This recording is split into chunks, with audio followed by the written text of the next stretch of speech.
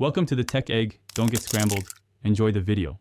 In this video, I will show how to remove an Audi A5 door panel. First, gather your tools, including a trim removal kit and a Torx T25 screwdriver. Always ensure your vehicle is off and the windows are fully lowered for safety and easier access. Begin by gently prying off the small trim piece located near the door handle. Once that's off, you'll find two Torx T25 screws.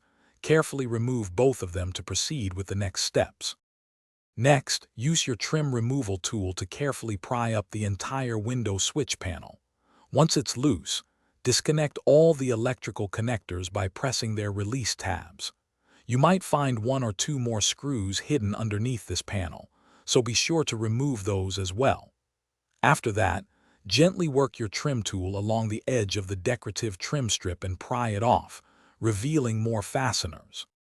Now, locate and remove any remaining screws positioned around the perimeter of the door panel, typically along the bottom and sides.